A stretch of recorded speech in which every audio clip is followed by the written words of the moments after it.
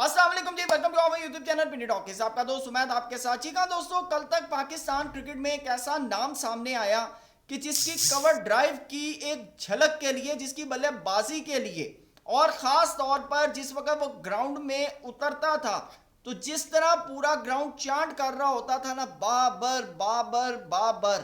جب ایسے بندے کے بارے میں کچھ لوگ کہہ رہے ہوں کہ بھائی اس کے اندر ایگو پرابلم ہے، اور کچھ کہہ رہے ہوں کہ بھائی یہ تو سیکھنا نہیں چاہتا،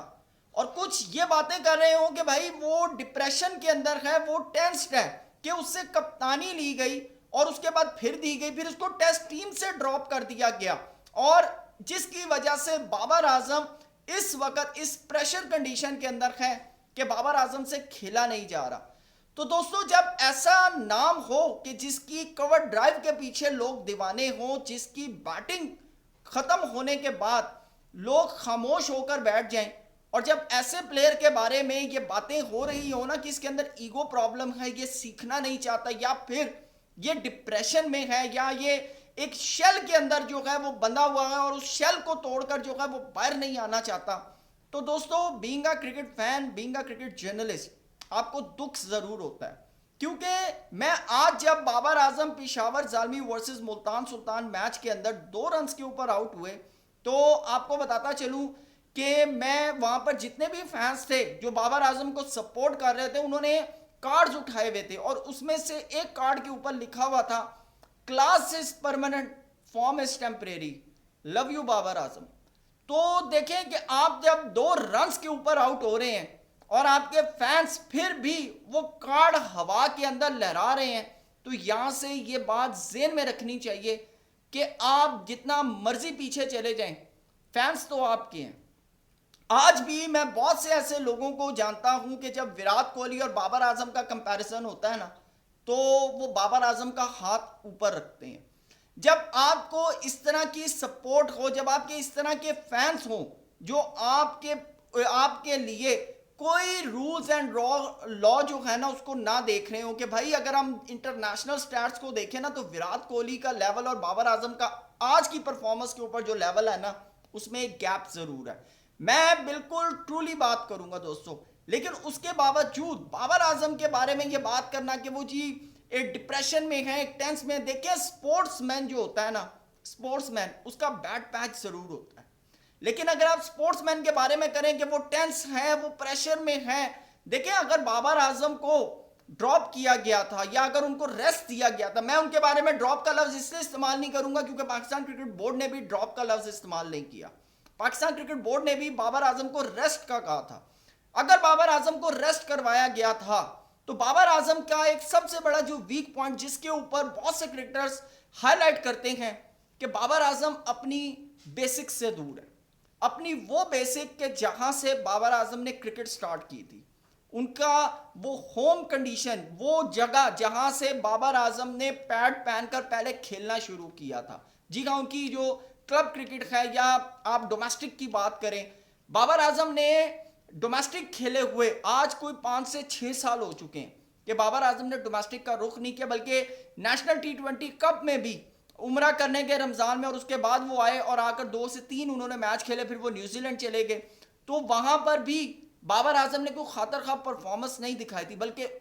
اسی نیشنل T20 کپ کے اندر صاحبزادہ ظفر خان نے وہ رنگ جمایا کہ جس کی وجہ سے آج وہ اسلام آباد یونائٹڈ کے اندر ہے.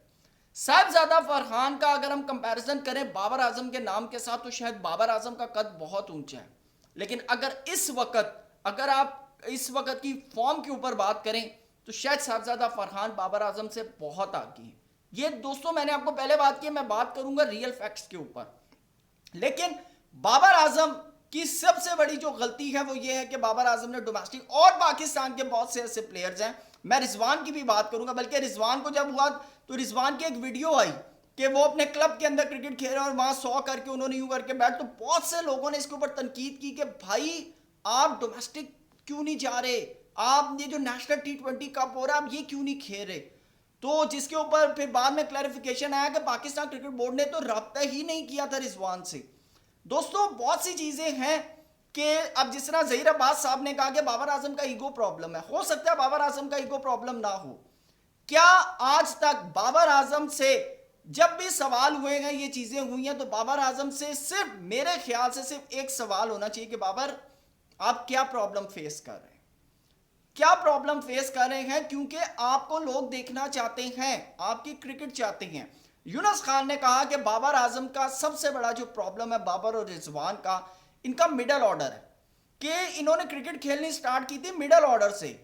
اور یہ اب اوپننگ آ کر رہے ہیں تو ان کو چاہیے اپنے نمبر پر ٹرائی کریں۔ تو کیا یہاں پر اگر بابر اعظم مڈل آرڈر کے اوپر نہیں کھیلے تو پھر غلط کون ہے؟ وہ لوگ ہیں جو بابر اعظم کو ڈراپ کر رہے ہیں ان کی غلط پرفارمنسز کی وجہ سے، یا وہ بابر اعظم خود ہیں کہ جو اپنی بیسک پوائنٹ کے اوپر نہیں کھیل رہے؟ دیکھیں، ہر پلیئر کا ایک نمبر ہوتا ہے، ہر پلیئر کا ایک نمبر ہوتا ہے، ہر پلیئر کی ایک جگہ ہوتی ہے جہاں پر وہ سیٹ بیٹھتا ہے، جہاں پر وہ کھیل سکتا ہے، جہاں پر اس کو کھیلنا ایزی لگتا ہے۔ تو اگر بابر اعظم کا نمبر چوتھا، پانچواں یا چھٹا ہے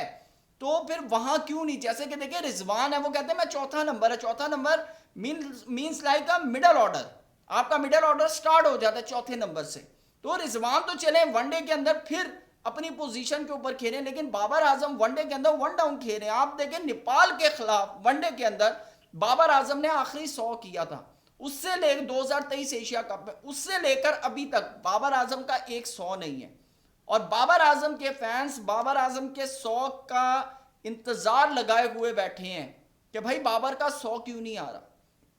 پھر یہاں پر ہم یہ بات کریں کہ بابر اعظم میں ایگو ہے، بابر اعظم ایڈوائس نہیں لینا چاہتے، پھر ہم یہ بات کریں بابر اعظم ایک شیل کے اندر ہیں یا بابر اعظم ڈپریشن کے اندر ہیں۔ بھائی نہ تو بابر اعظم میں ایگو ہے، نہ بابر اعظم ایڈوائس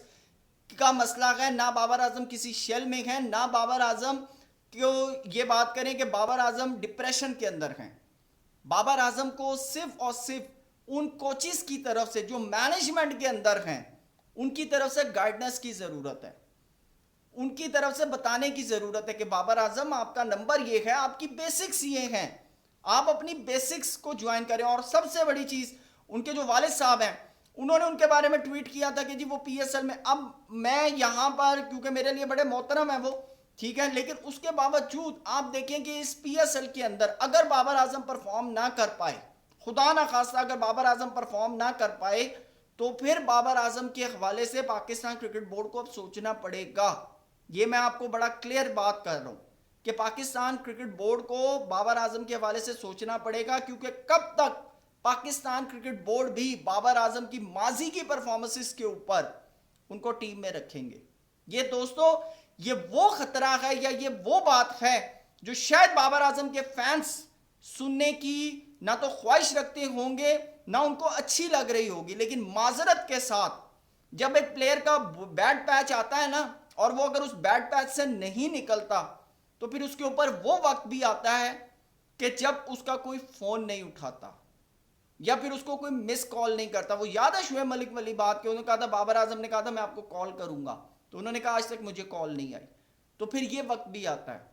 تو دوستو آپ کی کیا رائے گا؟ بابر اعظم کے لیے کیا ایڈوائس ہے؟ کمنٹ سیکشن میں ضرور بتائیے گا، اور آپ بھی بتائیے گا کہ بابر اعظم کو ایگو کا پرابلم ہے، بابر اعظم کسی کی ایڈوائس نہیں لینا چاہتے، بابر اعظم ڈپریشن میں ہیں یا ٹینشن میں ہیں، یا بابر اعظم ایک شیل کے اندر ہیں اور شیل سے باہر نہیں نکلنا چاہتے، یا پھر یہ تمام چیزیں چھوڑ کر